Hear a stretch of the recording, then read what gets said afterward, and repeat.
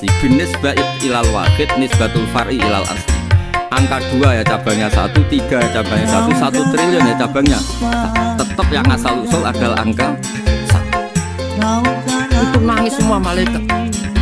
Cara Jawa itu mandekman kue iman kaya imanku. Makanya imannya umat Rasulullah SAW itu PD-nya, yakinnya kayak imannya malaikat. Kalau Tuhan itu 1, karena angka agak bisa dimulai kecuali dengan angka 1. Makanya nisbatus naini wassalasah ila ma la nihayata lahu iku nisbatul far'i ilal asli. Semuanya itu nisbatnya cabang ke induk. Berarti semua alam raya ini tetap asal usulnya 1, yaitu qul huwallahu ahad.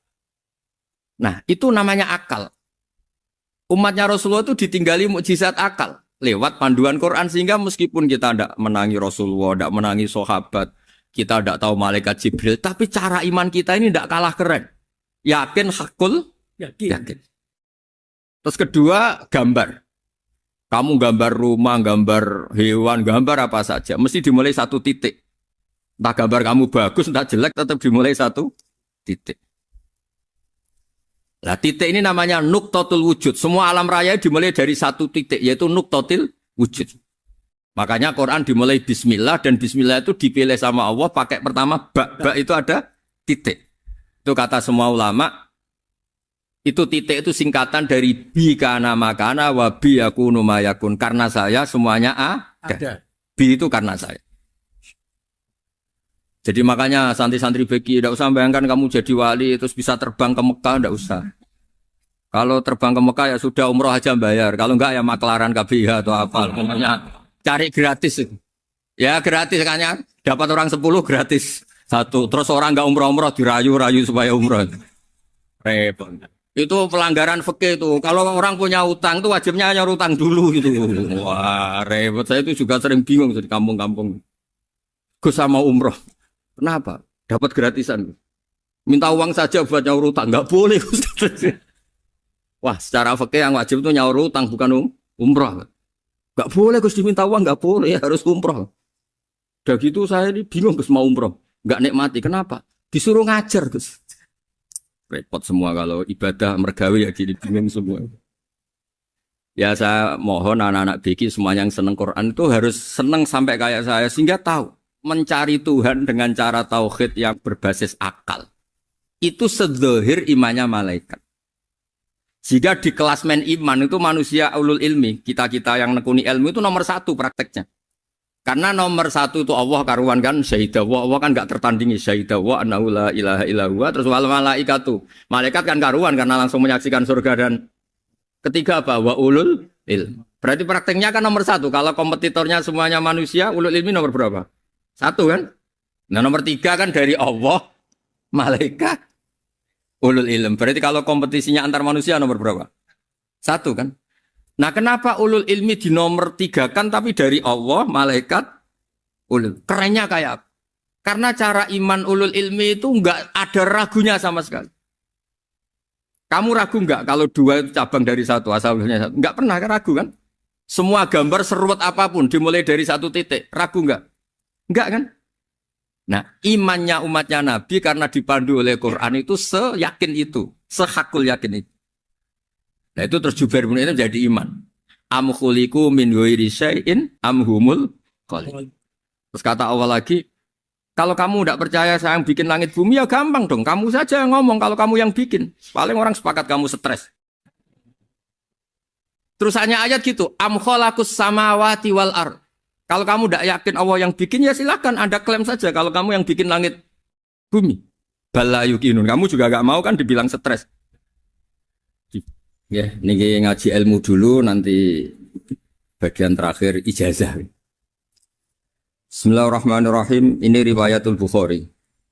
Haddatsana Abdullah bin Yusuf, haddatsana Les, haddatsana Sa'id al-Maqburi an-Nabi Hurairah radhiyallahu anhu qala an-Nabiy sallallahu alaihi wasallam. Ma minal anbiya'i nabiyyun illa qad u'tiya minal ayat ma mithluhu amana alaihil bashar. Wa innama kana alladhi utituhu wahyan awhahu wa ilayya fa arju an akuna aktsarahum tabi'an yaumal qiyamah. Terus kita tahu semua nabi itu punya mukjizat. Ya, semua nabi itu punya apa? Mukjizat. Mukjizat itu hal yang luar biasa yang memastikan manusia itu tidak bisa menyainginya atau menandinginya.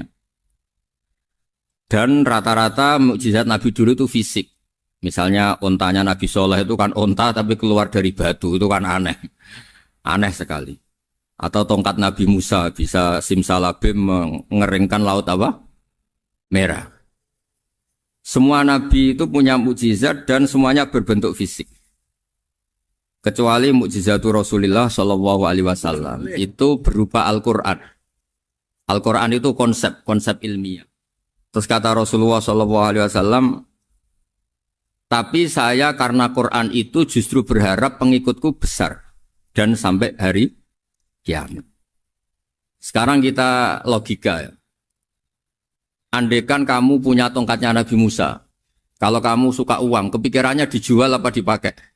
Kalau kamu suka uang, pakai. Kalau kamu ahli suudon itu pikirannya ndak, ini asli ndak.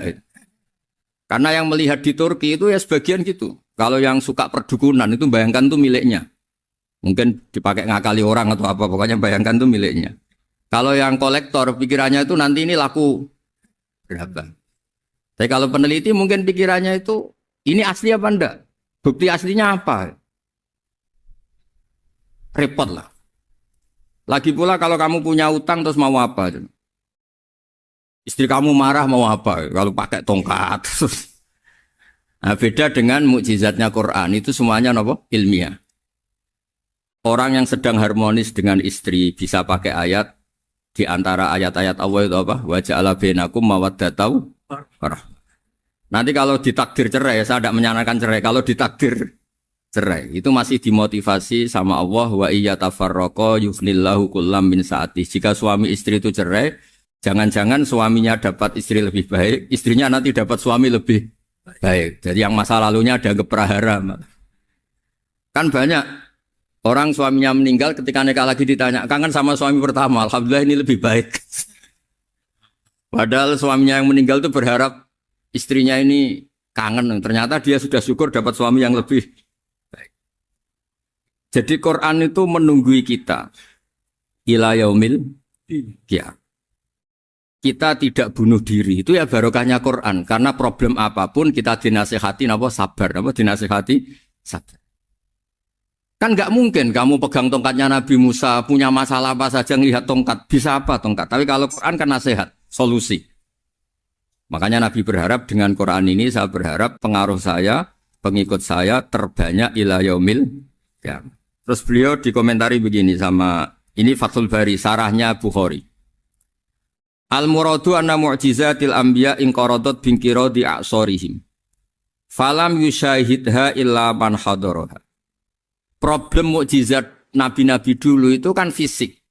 Sehingga yang tahu kalau Nabi Soleh punya unta yang ajaib, itu yang tahu ya hanya yang hadir saat itu. Yang tahu kalau tongkat Nabi Musa bertuah, itu juga yang tahu hanya yang hadir saat itu. Selebihnya tahu tongkat ya di museum. Tapi kalau Quran menjadi solusi, menjadi panduan, menjadi pegangan itu ila yaumil qiyamah. Kita beri contoh ya Quran panduan yang paling gampang misalnya begitu. Dulu ini cerita ya. Dulu itu ada orang kafir cerdas namanya Jubair bin Mut'im. Itu saking pinternya dia, pinter juga tokoh. Itu sebagai delegasi pembebasan Asra Badrin. Jadi tawanan-tawanan perang Badar itu mulai dulu ya ada negosiasi mau dibebaskan. Terus orang-orang kafir ini menugaskan namanya Jubair bin siapa? Mut'im. Ini ada di Bukhari. Karena ini ngaji di Jakarta. Kalau orang nggak tahu hadis juga tanya ini sahih enggak gitu. Wong nggak tahu kok tanya itu aneh-aneh. Padahal kalau dibodoni itu ya nggak tahu. Tapi ya tetap tanya, hadisnya ini sahih enggak? Ini kata kiai apa kata nabi ini? Memangnya kata nabi kamu dengar kan ya lewat kiai.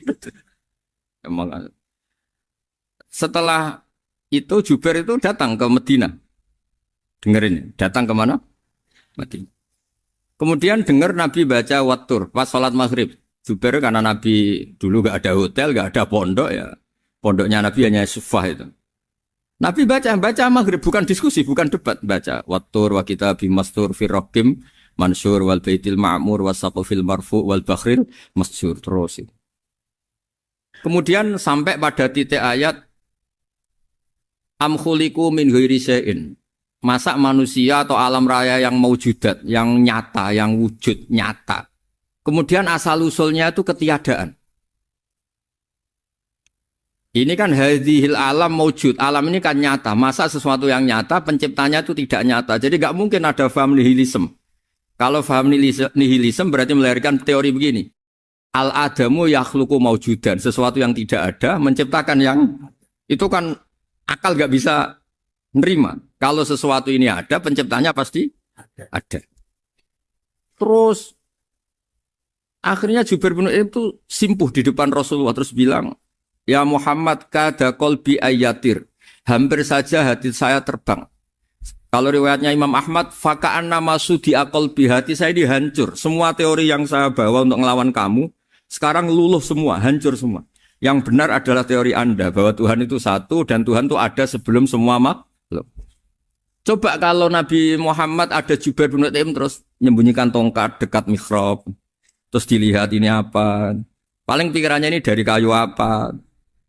Terus yang bentuk tongkat itu tukang pemahatnya siapa. Kok kurang keren kalau di Blitur gimana ya. Kan malah panjang. Kira-kira kalau mukjizat itu dari tongkat itu malah panjang. Panjang lah pokoknya.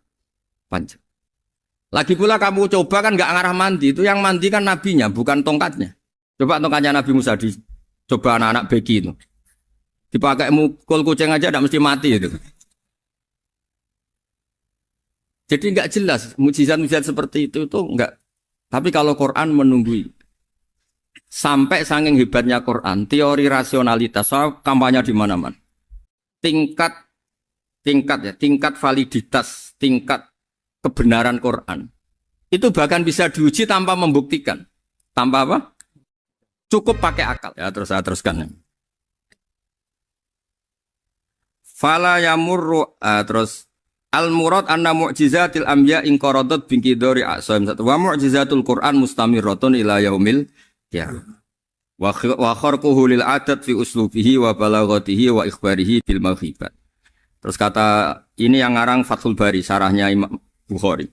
Fala yamurru asrun minal a'sar illa wa yadharu fihi syai'un mimma akhbaru bi annahu sayakun yadullu ala sihhati da'wahu.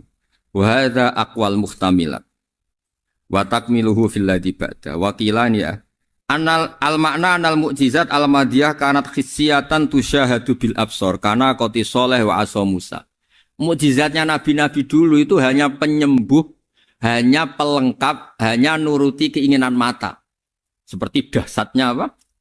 Laut Merah di sebelah apa dipukul sama tongkatnya Nabi siapa? Itu semuanya itu hanya memanjakan mata. Urusan mata. Terus wow itu. Tapi kalau mukjizatnya Nabi Muhammad itu berdasar akal. Maksudnya berdasar akal nih dengerin ya. Dengerin betul.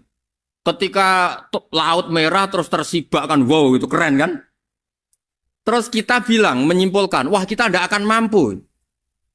Itu bodoh sekali kesimpulan kita tidak akan mampu. Meskipun bikin nyamuk Anda juga tidak mampu. Loh untuk memutuskan tidak mampu saja kok sampai pertunjukan seperti itu tuh laopo, cek goblok gitu.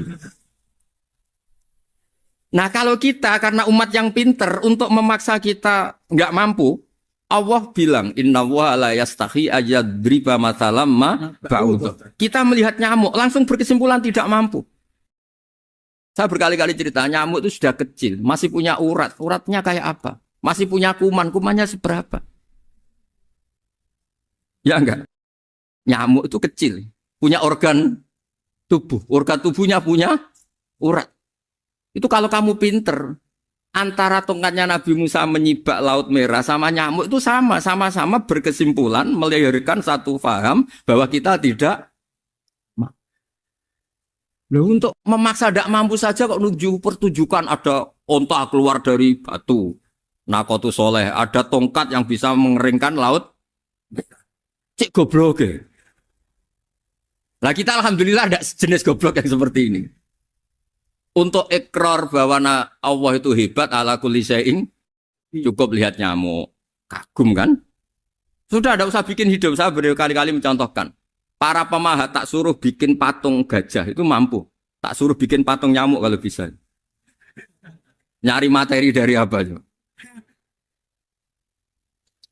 Gampang mana bikin patung gajah sampai patung nyamuk?